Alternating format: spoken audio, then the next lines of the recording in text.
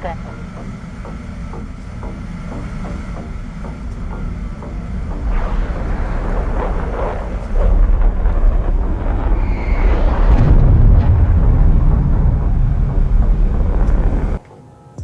guys, welcome back to my channel. Today we're going to be flying the SU-27SM, which is just a further upgrade of the current SU-27 that Russia currently has. It's a very good aircraft. Is it the best one? Probably not. However, it can compete with all the other aircraft out there. You just have to give it a bit more exaggeration. You know, you have to be a bit more assertive in your flying, but it can definitely hold its own. That being said, I'm bringing a very diverse loadout, which will be 226, which means 2 Fox 3s, 2 semi-actives and 6 IR guided missiles. The SU-27 will actually be receiving an extra 2 missiles, you know, increasing the total to 12, previously 10, and this just makes it way more versatile in air-to-air combat. The SU-27 was already the leader in missile capacity, so the fact that it's getting 2 more is very interesting. Next update over the horizon, I'm going to be playing the J10A, which I'm super excited to play because, you know, if it's another competitor to the Gripen, it will make things very interesting. I would love to see how those 2 aircraft fare in a 1v1 or just in a fight or just out in the field. But yeah, this is a great aircraft, guys, but you do have to give it, you know, some assertiveness. You have to really exaggerate your flying. As you can see, we're very close to 1.2k subs, so I'd really appreciate, you know, a comment, a like and a sub. I'll see you on the flip side, guys. I hope you enjoyed the video.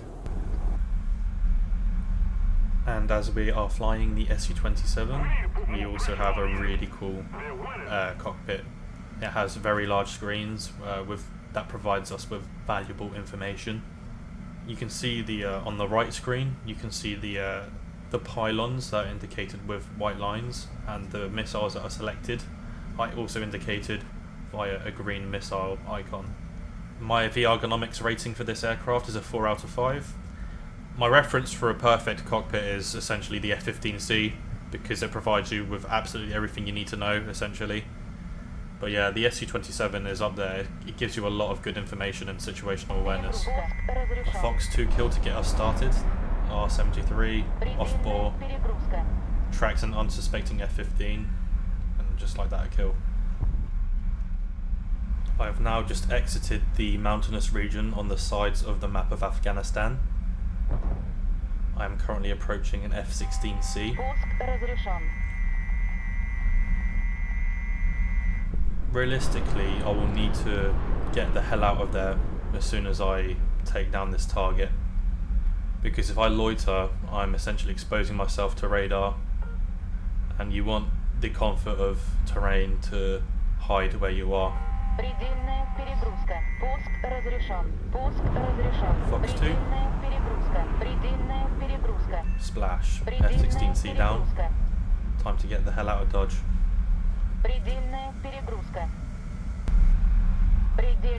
It's a double-edged sword when you're flying in the mountains at low altitude, as yes, you are relatively hidden from other aircraft, but there's nothing quite scary like getting an RWR ping when you're in the mountains, because that would mean they are very close to you. So yeah, you often do get like quite a jumpy sort of environment in this part of the map.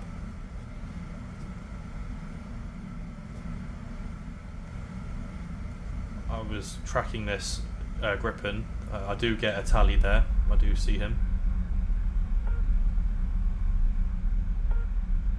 Something is obviously going down over there. There is a blazing aircraft going down. Oh, just out of nowhere, just like that. I want to end this fight early. It is a Gripen. So the one thing that the SU-27 has over the NATO aircraft is thrust vectoring missiles, just like that. What that Gripen should have done though is get rid of the afterburner, essentially lose all of that throttle and just dump as many flares as possible. Otherwise, that's just a kill 10 times out of 10. I wasn't actually able to record an extended dogfight. I flew this aircraft for about 2 hours. I often found myself just engaging targets and ending the fight very quickly, which is a good thing because I would also consider that, you know, not the greatest outcome if you do find yourself in an extended dogfight. You do want to end these fights early. I was chasing an aircraft there, but there was something behind me. High closure and close distance meant I could do a perfect displacement roll, which just forces the scissors. To simply do this, you just put your stick diagonal towards the enemy and also apply the same rudder in that direction, and you do a displacement roll. Everything was perfect in terms of defensive flying up until when I realised what was happening.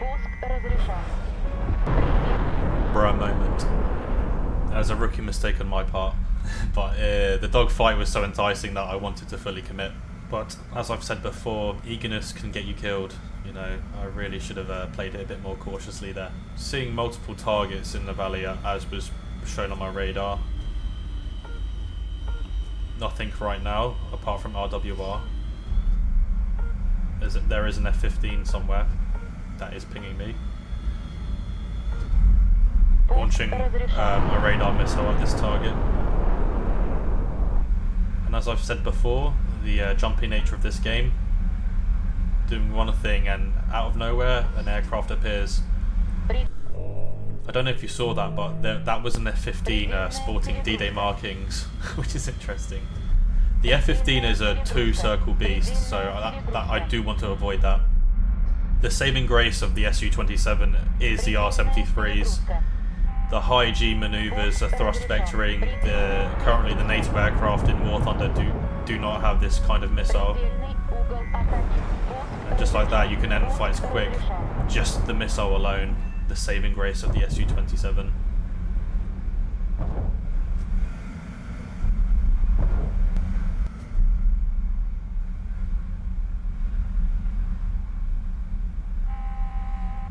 The HUD also displays a small radar as well, which is really useful.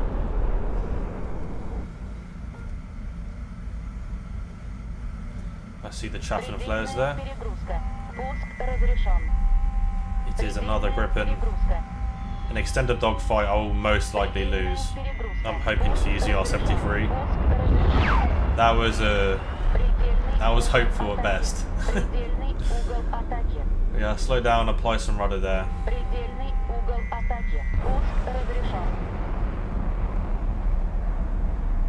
There you go, the R-73 doing what it does best.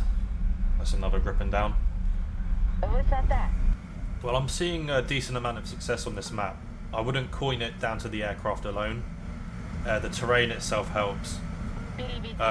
Most of those engagements with the Gripen may have gone the other way if I was in flatter terrain. The element of surprise really does give this aircraft an advantage. Well, just any aircraft in general, not just this aircraft alone. I'm getting an F-15 ping behind me, so I actually use this mountain ridge here for cover. I do see him on top. What confuses me though is he decides to pull up and go straight vertical. This is not a paid actor, by the way. But yeah, go ahead and launch. The behaviour in people in Sim is quite mixed, to be honest. They're either really experienced or they do some questionable stuff that, I don't know, that just makes me scratch my head sometimes. I am being a bit wasteful with the missiles, firing a second one, but you know, there is a plethora of missiles on this thing with more to come in the next update. Okay guys, if you made it this far, I really appreciate you. Every like, comment and sub goes a long way. It helps me and the algorithm out so much. But yeah, the SU-27SM, I'm very happy with that aircraft. It did exactly what I expected it to do, you know. High G maneuvers coupled with the high G missiles, it just makes it a force to be reckoned with in the hands of the right pilot. But yeah, that's all there is to it. The SU-27SM is just great. And also the J10A coming out next update, and the JF17. I'm very excited to try those out and show them to you guys. it's going to be a very interesting aircraft. Obviously they're the main two that are coming out, nothing else much of note. But yeah, I've got a few more videos to do before the major update. But once again, thank you so much for watching the video, and I'll see you on the next one, guys.